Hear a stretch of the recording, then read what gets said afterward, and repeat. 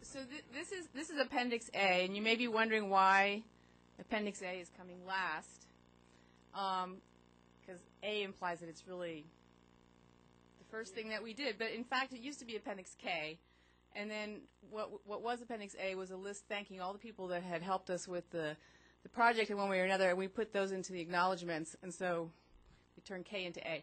And the reason it's K is because it really is an attempt to kind of take the analysis that was done in various of the appendices that you've heard about over the last couple days, and push it in terms of thinking about what it means for how we go about doing this. And so Jay just addressed for you sort of if we made a decision about a peripheral canal, what are all the details we'd have to get into in order to do it right.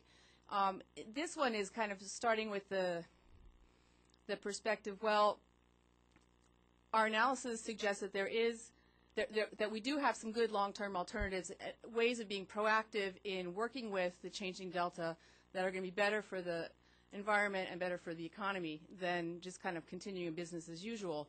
And that points in the direction of a peripheral canal, or possibly a dual conveyance implemented in certain ways also. And so sort of starting from there, I said, okay, well, what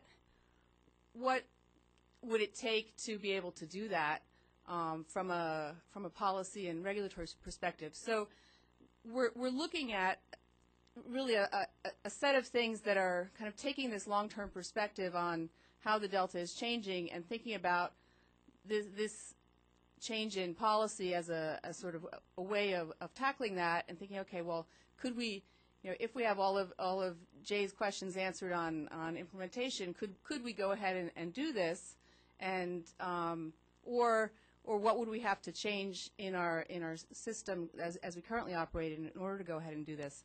So it's not governance writ large. It's really kind of some focused things, and the first few of them are really about regulatory issues and how we address those. So one is regulating water quality, because any kind of change that we're going to make in the delta, peripheral canal or dual conveyance, is going to require a new water quality control plan, and so brings up Clean Water Act issues. So we wanted to get a sense of what the implications were for that. Then a second one is anticipating levee failures. As you heard yesterday, there are a number of, the risks are tremendous, a lot of levees that are probably not worth repairing, and probably also some sense in thinking about pre-flooding. What does that mean in terms of the liabilities of folks that own those islands, or for the state? Then upstream diverters. This is something that we talked about already in the first report, and that the Delta Vision has put a lot of focus on, sort of thinking about how would you incorporate them in a solution if we're thinking about addressing the question of how much water do the fish need in the Delta, and who should contribute to that. Protecting endangered species. This goes to the heart of the current process of the BDCP, the Bay Delta Conservation Plan, and thinking about ways of trying to address endangered species issues in a sort of more comprehensive way than just sort of permits for take of individual species at the pumps. And then some questions that get into an area that Jay glossed over by throwing it onto me of if you're going to build a peripheral canal, key governance questions about how you would manage it, and these are central to how big you could make a canal and have people feel comfortable about it. And then a little bit on conclusions.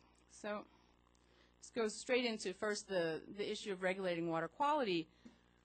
So, our analysis points to the idea that for the fish, what we've been doing in terms of managing water quality in the Delta has been really a bad thing, in the sense that we've been basically trying to keep things as stable as possible in terms of salinity and other conditions in order to allow us to use that water, both draw it into the export pumps and then also to keep it usable for in-delta diverters.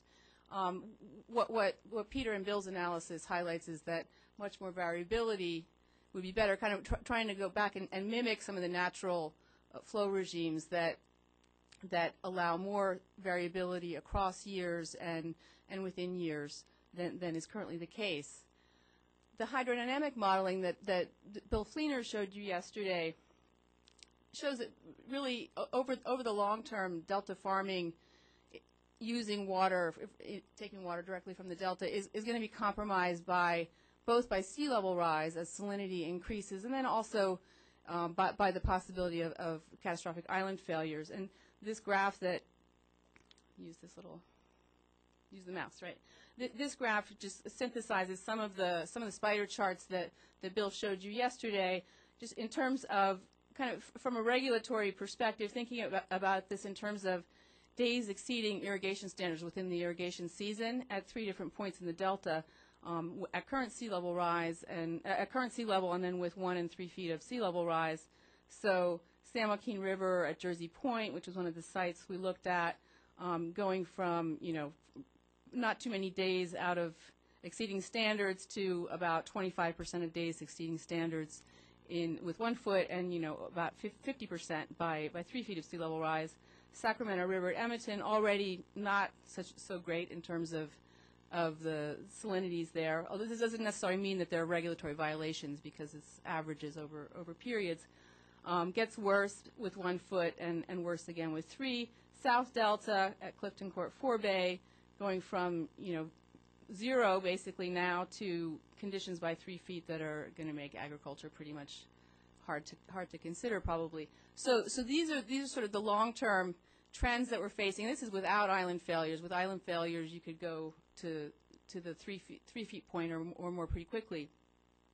So thinking about that, Delta Ag is compromised over the long term anyway, and there are basically some fundamental conflicts between maintaining stability of the water quality for Delta Ag and allowing the variability for the fish. And it's a situation where that would be a conflict if you continue through delta pumping. That would be a conflict for all users of delta water, including all of those who use water from the pumps. But if you build a peripheral canal, you basically can solve the problem for anybody who can tie into the canal.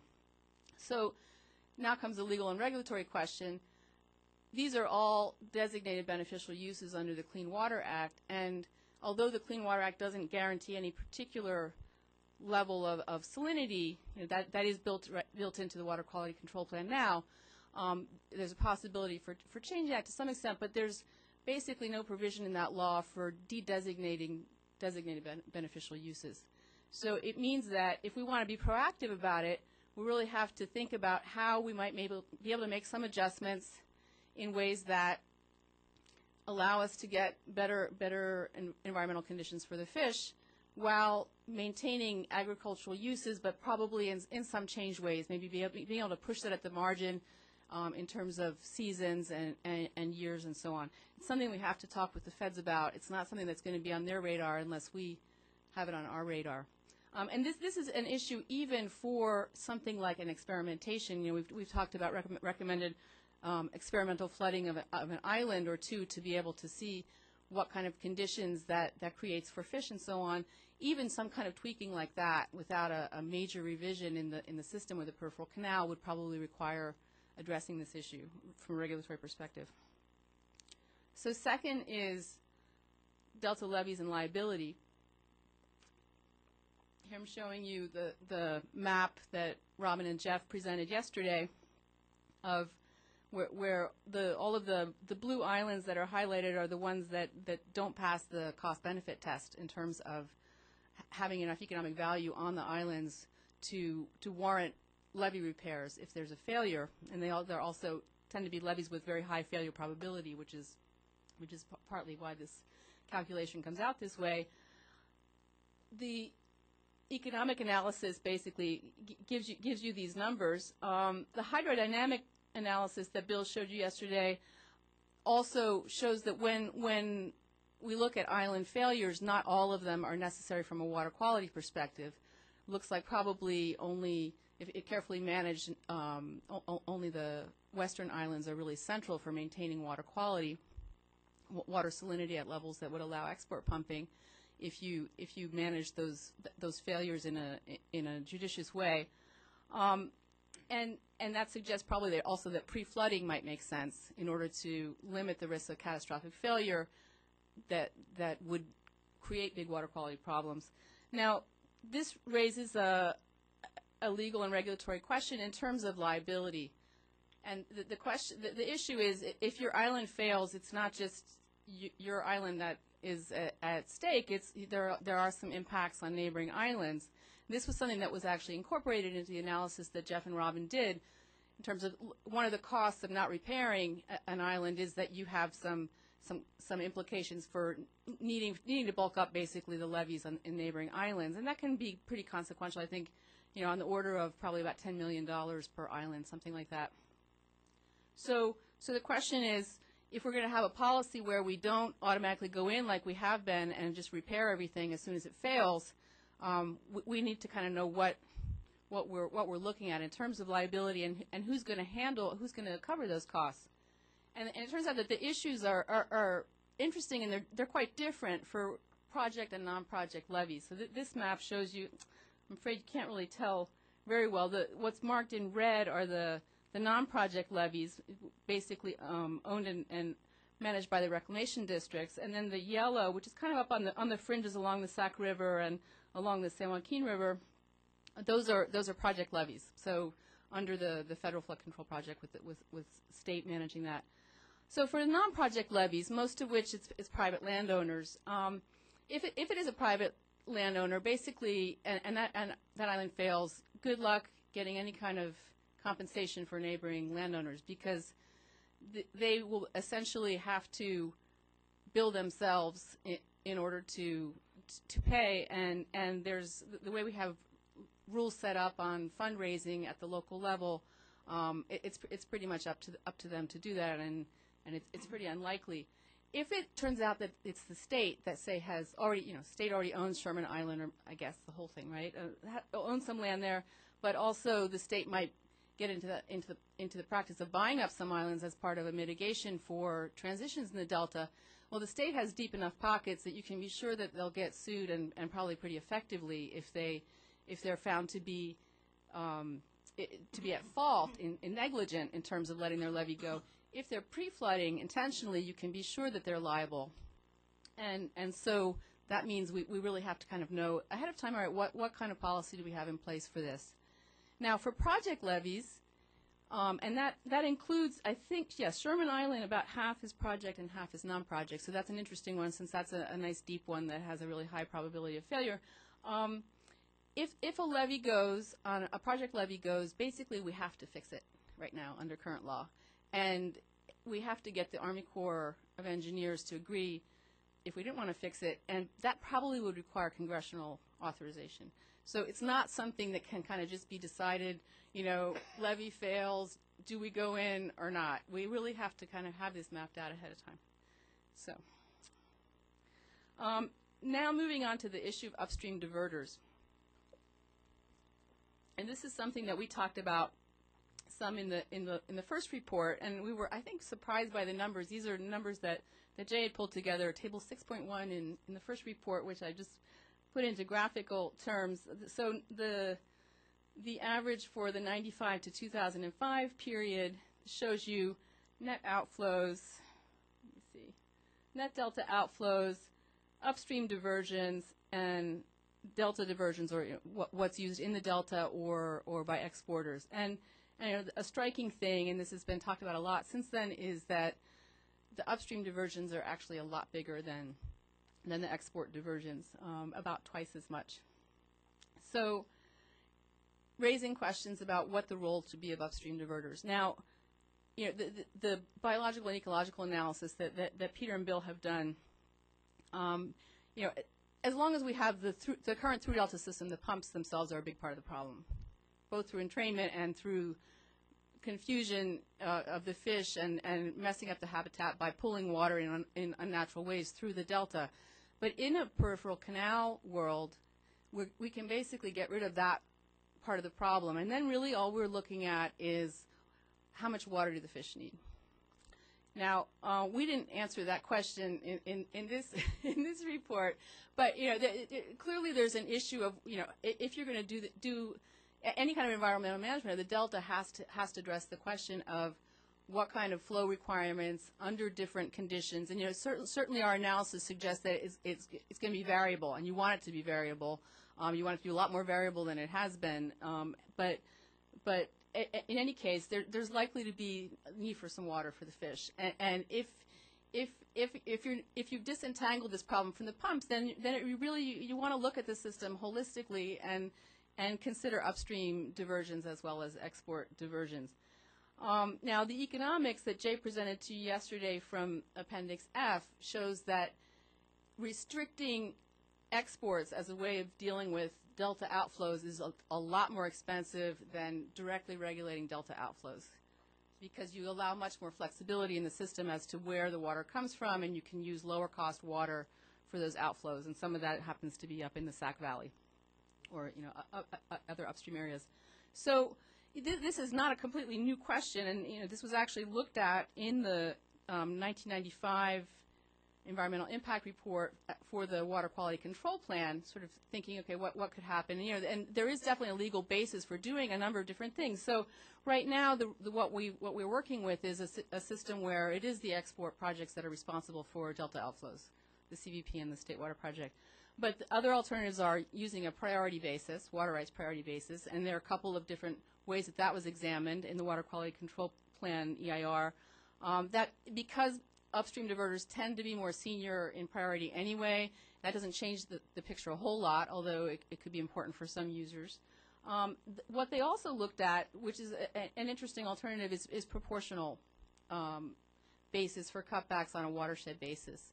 And there, the idea is priority is not in and of itself a reason why you shouldn't have to contribute to the environmental solutions. I mean, that's been established in law anyway. So establish a proportional rule in a watershed basis, and everybody contributes. And you could imagine a proportional rule like that working in combination with a water market, so that an upstream diverter who's an urban upstream diverter might want to pay some of the ag diverters upstream in order to not actually have their share cut back. But it's just a basic way of kind of allocating responsibility. Then the third way is markets, which is kind of how it's done now to some extent, with the exporters being responsible. Now, a question that comes up, whether we use any three of these alternatives, if we're trying to increase upstream diverters' contribution to flows, is that if we're just talking about it in terms of surface water, there is the groundwater surface water connection, that nasty little problem, which is especially important in the Sac Valley. And from a regulatory perspective, it's really hard to get at that. And in fact, the State Water Resources Control Board just had this issue in the Russian River area, where they were requiring some cutbacks in surface water use by I think by Sonoma County Water Agency mainly, but I guess also more generally on the system. And what they found was that there was a tremendous increase in groundwater pumping, with exactly very similar effects in terms of the impacts on flows in the Russian River. So that's something we would have to work out, no matter which way we try to get upstream diverters to contribute. So now, moving on to the key issue for the BDCP. So habitat conservation plans are a way of addressing endangered species issues in a more multi-species way, where the idea is that you're looking at a plan for, in an overall sense, managing the habitat for species recovery, and not just one species, typically multiple species. And this is a way of getting around, in a sense, the species by species take permits that the projects currently have. It's an ambitious process in the sense that it's something that has been working okay in much easier contexts of land development, various places for terrestrial species, where you've got a lot fewer variables to have to try to control. This is complex. From what we looked at, there was one other aquatic multi-species conservation plan on the lower Colorado, and I don't know if that's going through EIR yet, Joe. I don't know. You may know. Yes, it has. Okay.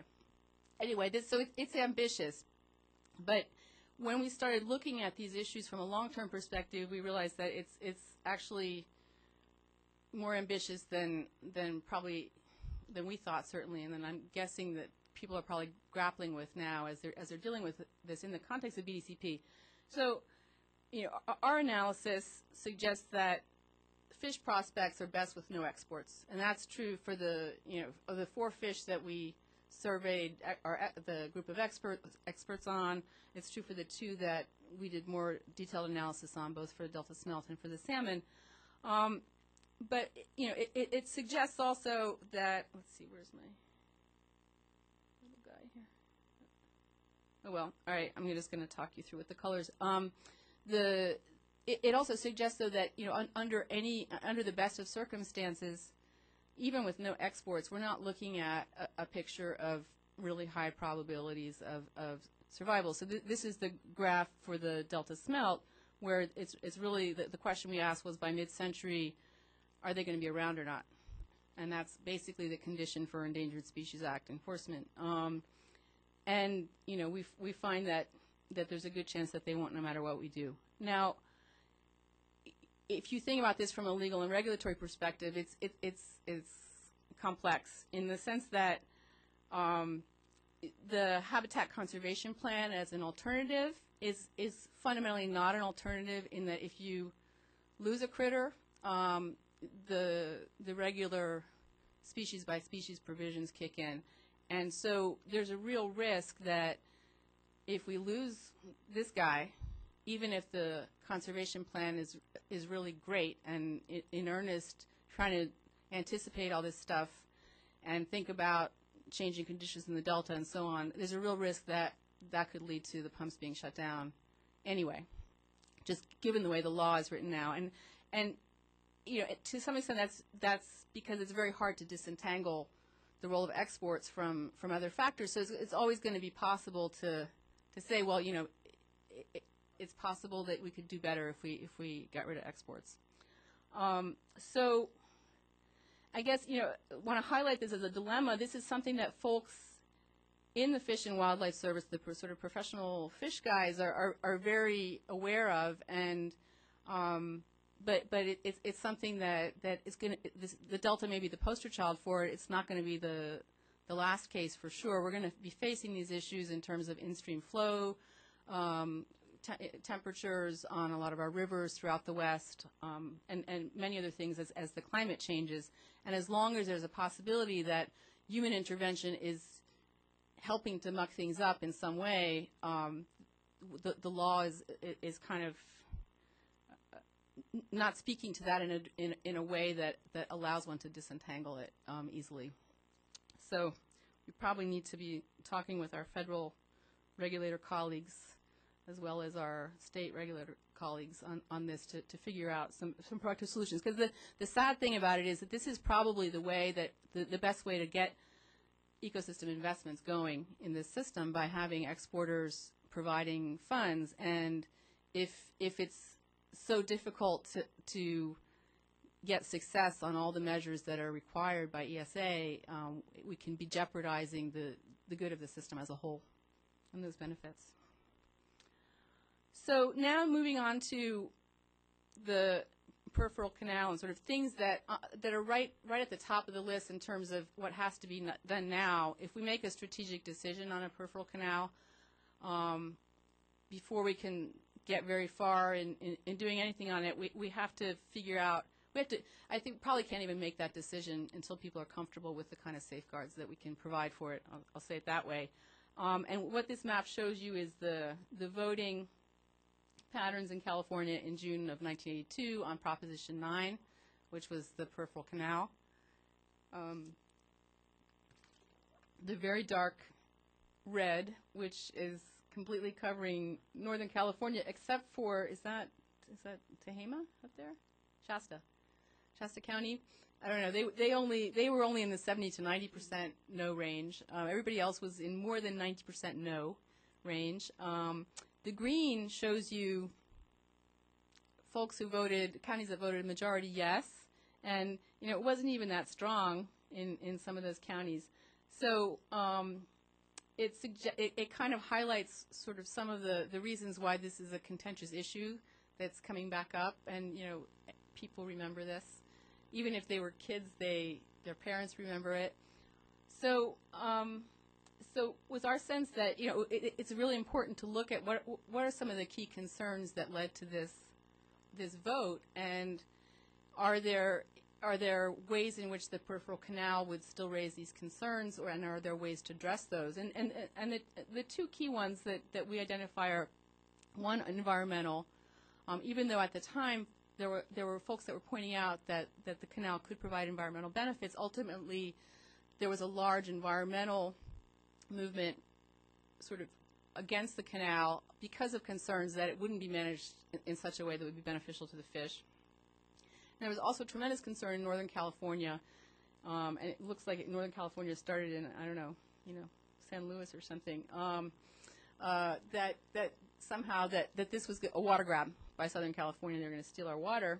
And so, looking at it today, some of the conditions have changed in the sense that the Bay Area is now much more dependent on Delta exports than it was back then, and in fact somewhat more dependent than Southern California. So it's possible that the positions might shift in parts of the Bay Area, at least, just if they understood sort of where water came from. It's not always clear, because when our report came out back in July in the San Francisco Chronicle, there was an article and then a lot of online commentary, and everybody from San Francisco was talking about how they're taking our water, not recognizing that San Francisco is actually a diverter too, and it's not, yeah.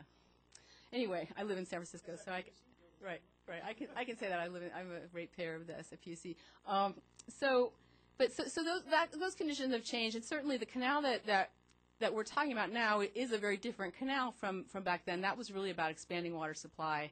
Yes, there were some potential environmental benefits, but there was not nearly the kind of analysis about an understanding of the Delta ecosystem problems. And Peter, in conversations, you've said that probably at the time, even if with good intentions, that would have ended up being a disaster just because of the limited knowledge at the time about some of those issues.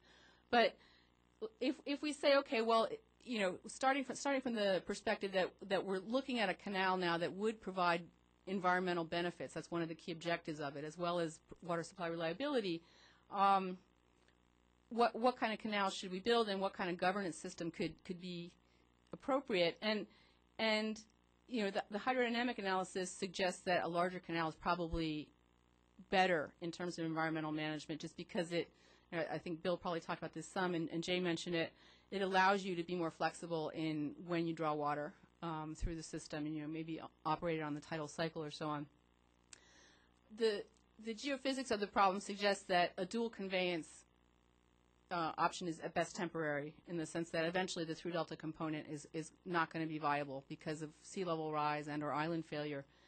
And the economics of the problem suggest that once you start cutting exports back way a lot, then it starts to become really expensive, and also that there are economies of scale in construction. So these are all factors that kind of point to the question of how big should the canal be, and should the way of having safeguards for Sacramento Valley folks who don't want a water grab, or safeguards for the fish, do you do it through a really small pipe, or do you do it through governance?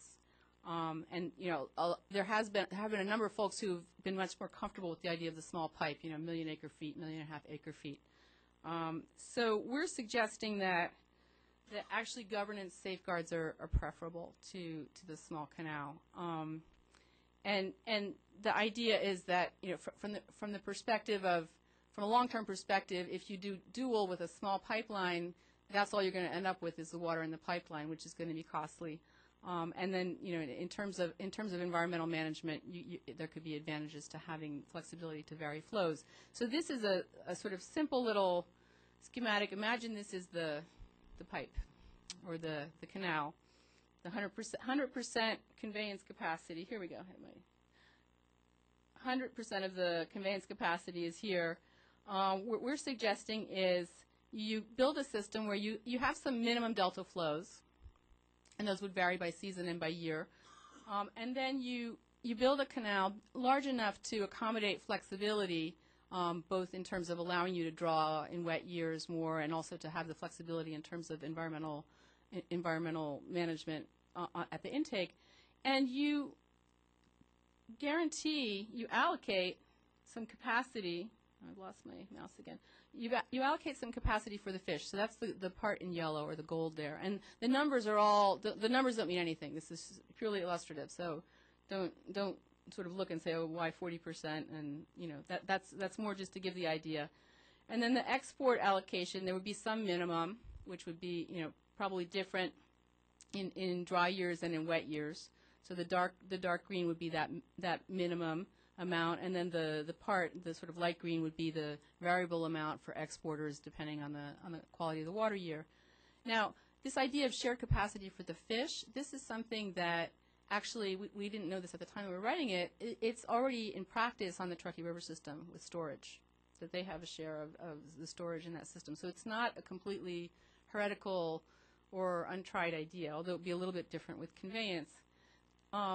You also, for the safeguards for Sac Valley folks, you set a long-term average for exports. You want to have flexibility from year to year just because we have wet years and dry years. And so that dotted line up at the top there gives you the, here we go again, gives you the, idea of having this maximum 20-year average. And that's a way of making sure that you're not over the long term draining the Sac Valley of their supplies. Now, with the environmental allocation, with the fish allocation, that could also allow you in times when the fish managers decide, okay, we really want more water in the delta, they just leave that part of the canal empty. And when they feel like it's a good time to not have as much water in the delta, they can lease that to exporters.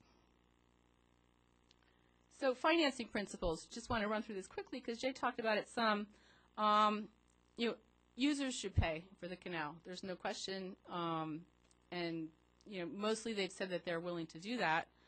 We're also suggesting that all diverters, both exporters and upstream diverters, should contribute to both flows and probably also funds for the ecosystem. And we highlight the use of water quality windfalls as one of those sources. So this is just to show you again one of the graphs that Richard showed you earlier today of the savings for agricultural users on the order of a few $100 million a year. Large savings also for urban users. And then there are questions about the role of public funds. Traditionally in California, we've thought of the ecosystem as one of the natural beneficiaries of public funds in the water system, and there's probably a role for that, although I think that's going to be a question. Certainly there's also an important role for water users, and there are sound economic principles for having mitigation like that. And then there's another question in terms of Delta landowners. As to, we've talked about mitigation for Delta landowners. Whether or not there's a legal obligation to do that, it makes good sense to do that, to ease the transition in the Delta. Is that something where public funds should play a role, or is that also something where exporters, as part of a canal solution, should fund that? It would be important to get better numbers on that and what that would look like in order to move forward on that. But if you thought about a world where the sort of today's world with the tremendous budget problems that we have, if the exporters were willing to consider a comprehensive solution for the Delta, you wouldn't need to go to the voters for a bond at all. You could do a revenue bond and fund all of this, and ratepayers would pay for it. So just to kind of wind up, policy needs for a Delta solution, these are sort of thinking about if we're gonna move in those directions, some of the things that we need to do now and start now in terms of thinking about it and addressing. One is the impending regulatory issues. Both we're going to need a new Delta water quality control plan, and we're going to need to deal with Clean Water Act issues in this context.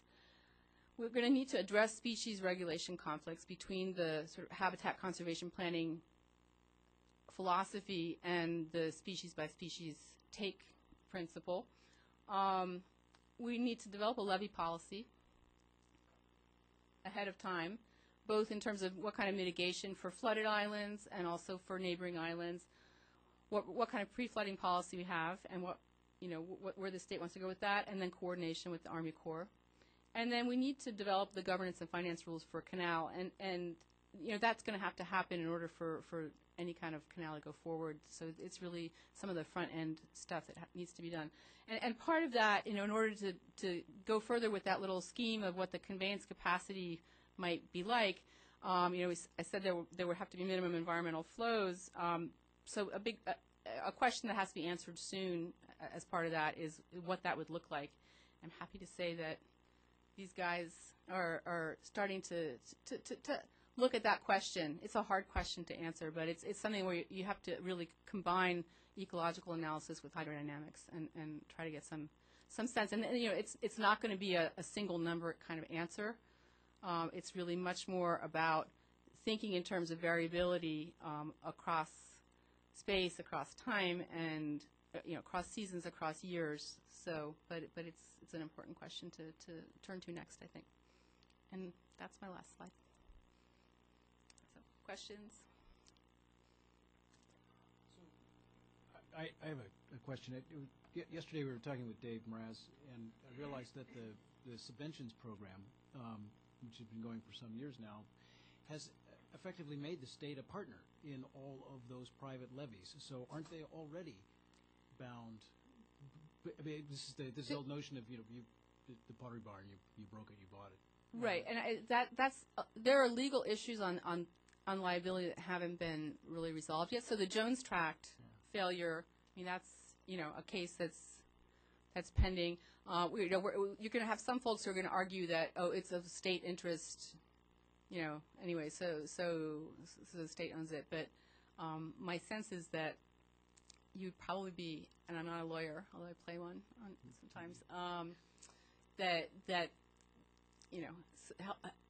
providing $7 million of funds a year for 1,100 miles of levees is probably not, doesn't mean that you bought it. That would be my feeling. Ellen, if you're talking about funding the entire solution with water guys, you could do that. That's true. But how do I go say to them, well, we know there are other problems. There are dischargers that put lots of toxics into the delta, and there are other stressors that are very significant, probably as significant as you are. You should pay the full cost to recover the species and take care of that, and don't worry about all those other guys. How does, I mean, maybe on paper they could do it, but politically, how do you actually make that happen? Well, you can imagine there's not one magic number for ecosystem restoration either, right? Right. So, I mean, certainly the assumption of the BDCP has been that they're going to develop a habitat conservation plan that is going to be geared toward recovery, and that's irrespective of. I mean, that's as a project, or as projects, it's not.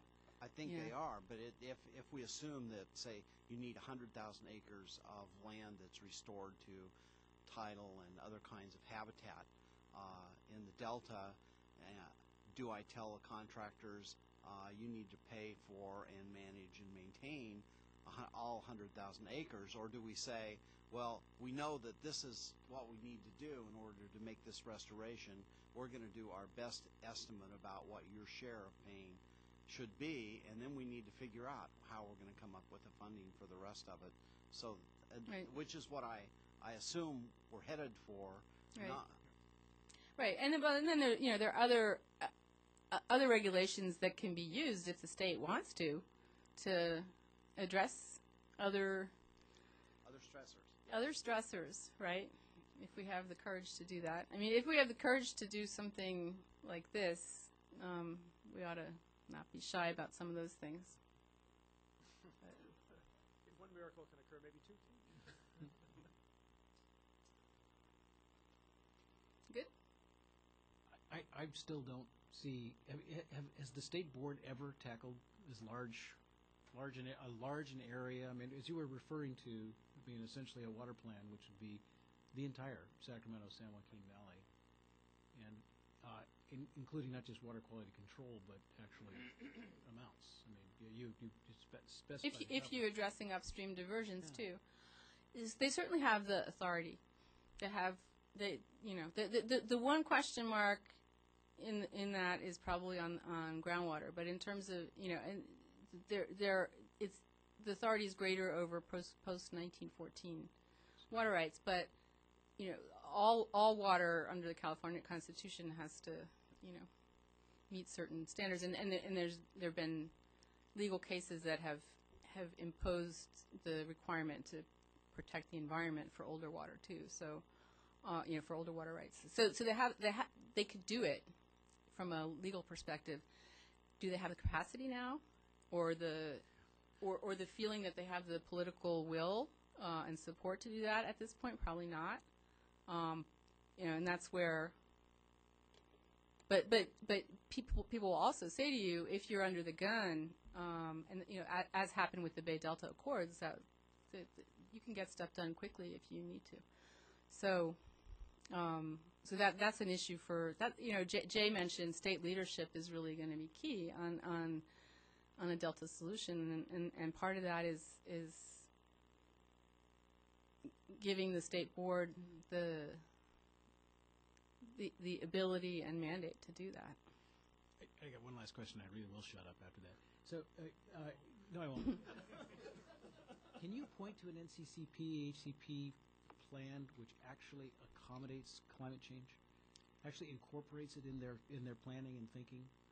I can't, but what I can say is that the law. All right, so part of the reason we have these regulatory issues is that neither the Clean Water Act nor the Endangered Species Act was forward-looking in terms of thinking about. In the early 70s, people didn't really have climate change on the radar, right? So,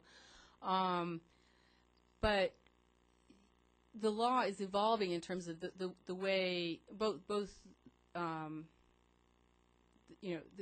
Interior's decisions on endangered species. So the polar bear decision is a climate change related decision. So basically saying you have to you have to think about climate change in terms of species actions. Judge Wanger's decision on salmon also talked about, basically said that they had to go back to the drawing board and consider climate change. So what hasn't happened is the other side of it, of saying, okay, given climate change and the inevitability of something happening to critter X, we'll also give you a break on that, right? So the law is going in the direction of making you take it into account. And I think the science on this is really just kind of getting the point of really starting to look at what that means. So.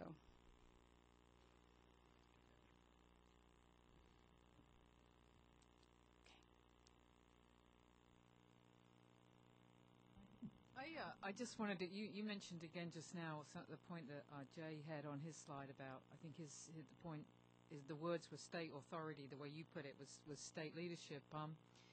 Yet you have identified, and I heartily agree, yet you have identified at least 3 very federal issues there on that last slide and throughout the presentation relative to the Clean Water Act, the Endangered Species Act, and not statutory, but Corps of Engineers levy policy.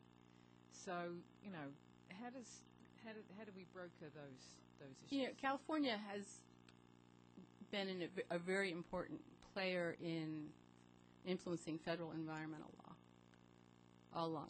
Our Clean Water Act passed before theirs. I think our Clean Air Act did too. So for our Clean Air Act, we actually have ability to do some things that other states don't because of that. So I guess my sense is that California is really kind of facing these issues in an important way, and it's an opportunity for us to take some leadership again in working with the feds on this. So you're optimistic that if the solution can be developed, then the feds will see the. You know what? I'll tell you we're what. more optimistic now than we were in wisdom. July. I'm sorry. Right. We're more optimistic now than we were in July. Yeah.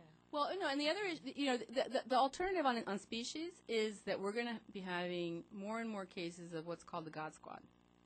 We're seeking explicit exemptions to the regulation entirely because this is going to be an issue that's happening, and I don't mean just in the Delta, but just more broadly, and so at a certain point that's going to force a need to rethink how we want to provide protection while taking into account changing conditions. So I guess I just feel like it makes sense to try to be proactive about that rather than that's not an ideal solution, I don't think.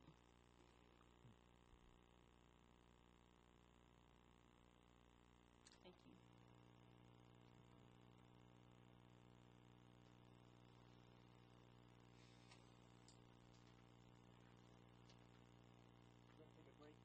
Yeah, why don't we take a 10-minute break and we'll come back and we'll have a discussion with the panel to finish up our two-day workshop.